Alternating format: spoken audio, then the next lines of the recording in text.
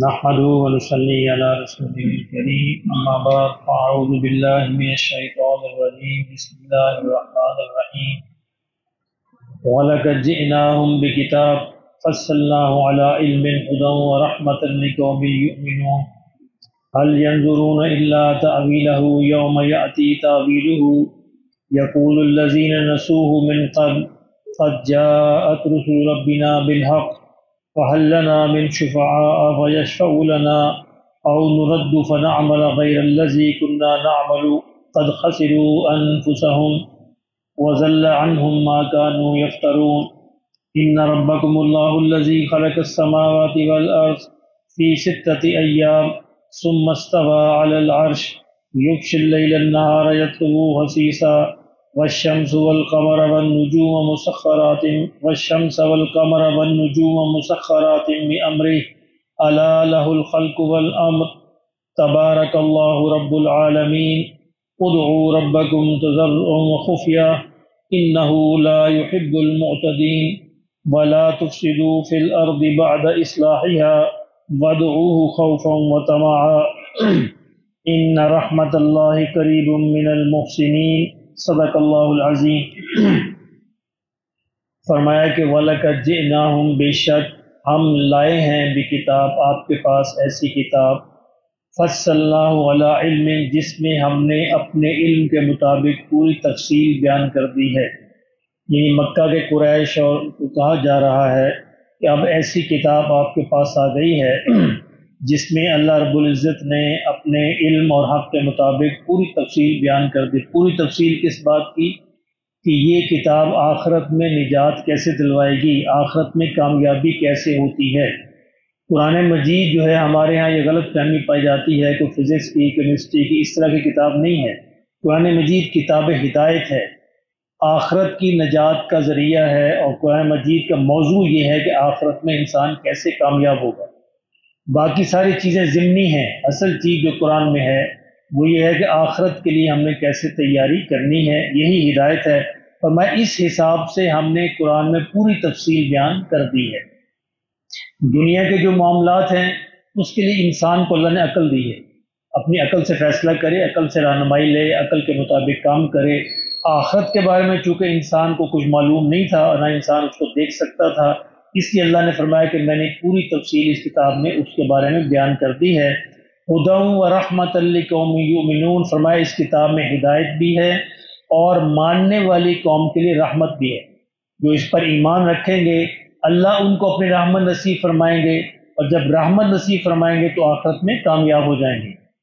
هل ينظرون الا تعبیرا، کیا فرمایا کیا یہ لوگ اس بات کے منتظر ہیں کہ جو خبر ان کو دی جا رہی ہے اس کی حقیقت سامنے آ جائے گی؟ یعنی قریش عجیب قسم کے مطالبات کرتے تھے کہ یہ معجزہ ہو جائے، یہ دکھا دیں، یہ دکھا دیں، اور میں کیا یہ اس بات کے منتظر ہیں کہ اس کتاب کے اندر جو خبریں دی جا رہی ہیں وہ حقیقت بن کر ان کے سامنے آ جائیں؟ یوم یأتی تاویلو، فرمایا جس دن یہ حقیقت سامنے آ جائے گی، یقول الذین نسوہ من قبل، تو اس دن یہ لوگ جو اس کو نظر انداز کرتے رہے اس سے پہلے وہ کہیں گے قد جاءت رسل ربنا بالحق، یقیناً ہمارے رب کے جو رسول آئے تھے وہ حق کے ساتھ آئے تھے، انہوں نے حق بات بتائی تھی، سچی بات بتائی تھی، ہم ہی بھولے رہے، ہم ہی جھوٹے تھے۔ اور وہ کہیں گے فہل لنا من شفعاء فیشفعوا، کیا آج کوئی شفاعت کرنے والا ہے، سفارشی ہمارا جو ہماری شفاعت کر دے، فیشفعوا لنا، جو ہمارے لیے شفاعت کرے، او نردو، یا پھر ہمیں واپس زمین میں بھیج دیا جائے، یا واپس ہمیں دنیا میں لوٹا دیا جائے، فنعمل غیر الذی کنا نعمل، تو پھر ہم دنیا میں جا کر وہ عمل کریں جو ہم نہیں کرتے تھے، یعنی جو عمل خراب ہم کرتے تھے اس کے غیر، اس کے الٹ ہم یعنی اچھے عمل ہم کر لیں۔ لیکن ظاہر ہے کہ یہ ضابطہ ختم ہو جائے گا، اس کے پیچھے اللہ نے فرمایا کہ ایک برزخ ہوگا، پردہ ہوگا، دنیا کے اندر دوبارہ واپس لوٹنا ممکن نہیں ہوگا، ایک ہی دفعہ ہے، اس میں ہی ہم نے فیصلہ کرنا ہے اپنی کامیابی کا اور اپنی ناکامی کا۔ یعنی دنیا کی زندگی اگرچہ بہت مختصر ہے لیکن اسی مختصر زندگی کی بنیاد پر آخرت کی ہمیشہ ہمیشہ کی زندگی کا فیصلہ ہونا، تو یہ ہمارے اختیار میں ہے، اللہ نے دیا ہے کہ ہم جس طرح چاہیں یہ فیصلہ اللہ سے لکھوا لیں، اچھا یا برا یہ اب ہمارے اعمال پر منحصر ہے۔ فرمایا اس دن یہ لوگ یہ خواہش کریں گے، حسرت کریں گے، کاش ہم واپس لوٹا دیے جائیں دنیا میں۔ اللہ نے فرمایا کہ یہ ممکن نہیں ہوگا۔ قد خسروا انفسہم، فرمایا انہوں نے اپنی جانوں کا خود ہی نقصان کیا، اپنا نقصان خود ہی کیا۔ وَضَلَّ عَنْهُمْ مَا كَانُوا يَفْتَرُونَ، اور جو افطرا یہ اللہ پر کرتے تھے یہ بھولے رہے، ساری چیزیں ان سے گم ہو جائیں گی، یہ جھوٹ بولتے رہے، اللہ پر افطرا کرتے رہے۔ فرمایا اس دن وہ کوئی چیز بھی ان کے کام نہ آئے گی۔ فرمایا تمہارا رب تو وہ رب ہے، ان ربکم اللہ الذی خلق السماوات والارض، فرمایا تمہارا رب وہ ہے جس نے آسمانوں کو اور زمینوں کو پیدا کیا فی ستۃ ایام، 6 دن کے اندر، ثم استوى علی العرش، اور اس کے بعد وہ عرش پر مستوی ہوا۔ تو اللہ نے 6 دن کے اندر کیوں پیدا کیا؟ اللہ تو 1 سیکنڈ میں، 1 لمحے کے اندر پیدا کر سکتا ہے، یہ اللہ کی اپنی حکمت ہے، ہم اس کو نہیں جان سکتے۔ اللہ کی حکمت یہی تھی، اللہ کی منشا یہی تھی کہ وہ اس کو اس طرح پیدا کرے، ورنہ اللہ کی باقی ساری چیزیں اللہ کے حکم کن سے ہوتی ہیں، کن فیکون، اللہ کہتے ہو جاتی ہے، لیکن اللہ نے چاہا کہ کائنات بدرجہ 6 دنوں سے مراد 6 مراحل کے اندر اس نے کائنات کو پیدا کیا۔ یہ اللہ کی ترتیب ہے، نہیں عام طور پر اللہ چیزوں کو اسی طرح پیدا فرماتے ہیں۔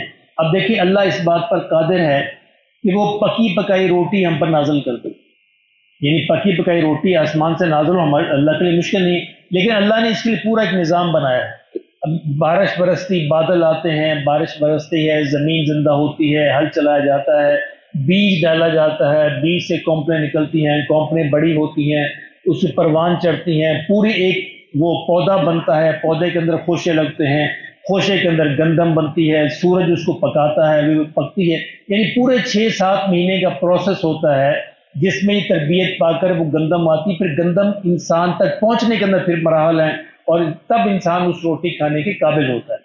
تو پوری کائنات میں اللہ نے یہی ترتیب تدریج کا نظام رکھا ہے، گریجولی ساری چیزیں جو ہیں اپنے عروج تک پہنچتی ہیں۔ اسی طرح فرمایا اللہ نے بھی گریجولی اس کائنات کو 6 مراحل کے اندر، 6 دن کے اندر پیدا کیا۔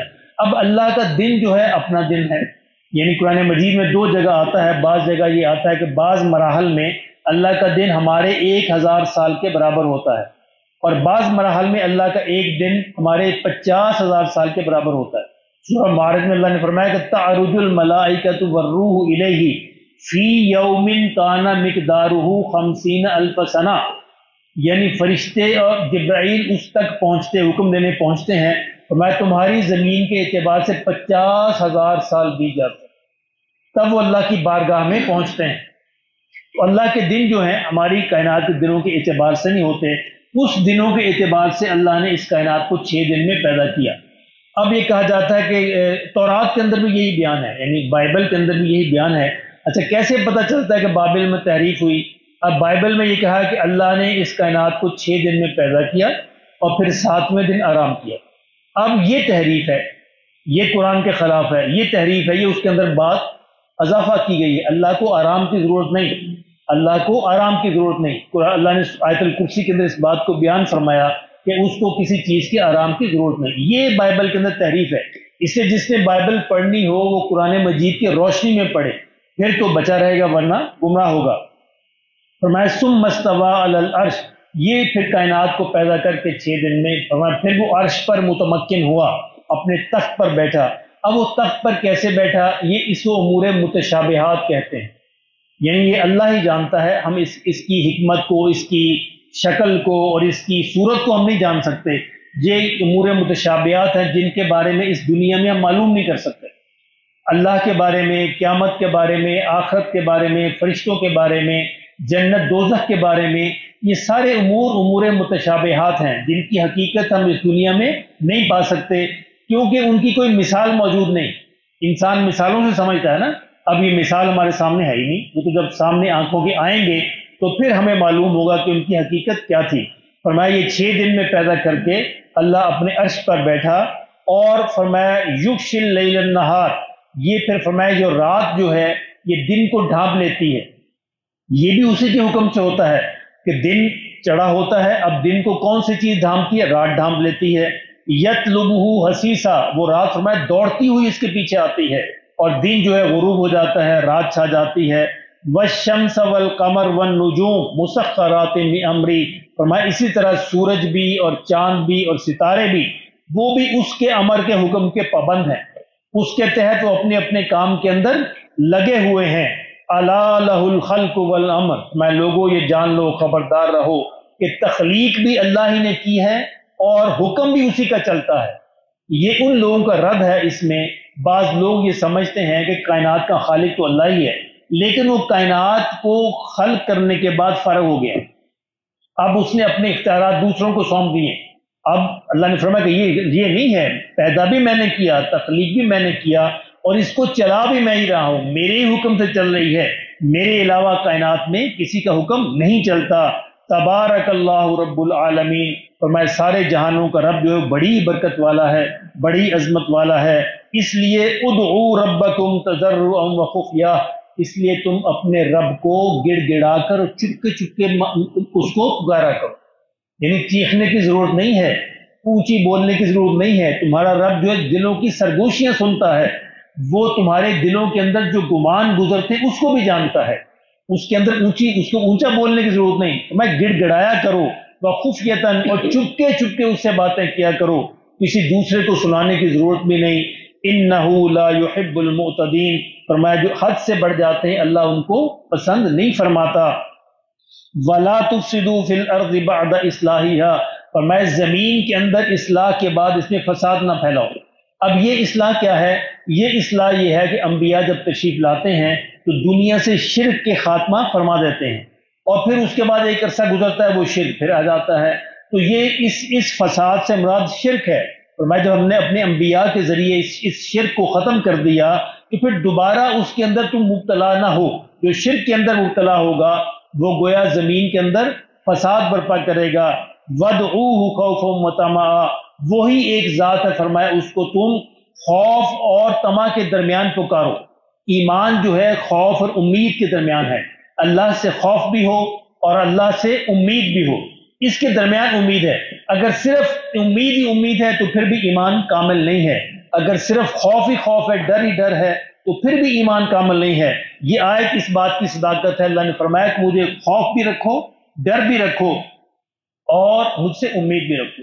ایک بزرگ فرمایا کرتے تھے کہ اگر اللہ قیامت کے دن یہ پکارے کہ سارے کے سارے انسان جہنم میں جائیں گے، ایک جنت میں جائے گا، تو مجھے اللہ کی رحمت سے امید ہے وہ میں ہی ہوں گا، یعنی امید بھی اس لیول کی ہو۔ اور فرمایا اگر اللہ قیامت کے دن یہ کہے کہ سارے کے سارے انسان جنت میں جائیں گے، ایک جہنم میں جائے گا، تو مجھے اللہ کے خوف سے، قہر سے اس بات کا ڈر ہے کہیں میں ہی وہ نہ ہوں۔ تو یہ ہے ایمان کہ اللہ سے ڈرنا بھی ہے، خوف بھی ہے، اور اللہ سے امید بھی پوری رکھی جائے۔ اور فرمایا جب انسان کا آخری وقت آئے تو اس پر امید غالب ہونی چاہیے، اس پر امید غالب ہونی چاہیے۔ حجاج ابن یوسف ہماری تاریخ میں بڑا مشہور کردار ہے ظلم کے اعتبار سے۔ جب وہ بھی فوت ہونے لگا تو اس کی ماں نے کہا، بڑی شدید تکلیف میں تھا، ماں نے کہا کیا حال ہے؟ تو ماں سے کہنے لگا کہ اماں تو مجھے آگ میں پھینکے گی؟ کہا کہ نہیں۔ کہا تو پھر وہ جس کے پاس میں جا رہا ہوں وہ تو اس سے کئی گنا شفیق ہے، وہ میں مجھے کیوں پھینکے؟ بعض بزرگ لکھتے ہیں کہ اس امید کی بنیاد پر امید ہے کہ اللہ اس کو بخش دے گا، یعنی وہ طمع لے کر، یہ امید لے کر اللہ کے پاس گیا کہ یا اللہ تو ہزاروں ماؤں سے زیادہ شفیق ہے، تو مجھے جہنم میں کیوں پھینکے گا؟ یعنی اللہ چاہے تو سب کچھ کے بغیر سب کچھ کر سکتا ہے، وہ معاف کرنے پہ ہے تو سب کچھ معاف کر دے، با اختیار ہے، قادر مطلق ہے۔ تو فرمایا کہ اس لیے اس کو پکارا کرو۔ کیسے پکارا کرو؟ پہلے بجائے پکارا کرو گڑ گڑا کر، اور اس طرح خفیہ خفیہ، چپکے چپکے، کسی کو سنانے کی ضرورت نہیں۔ اب یہاں پکارا کرو امید کے ساتھ بھی اور ڈر کے ساتھ بھی۔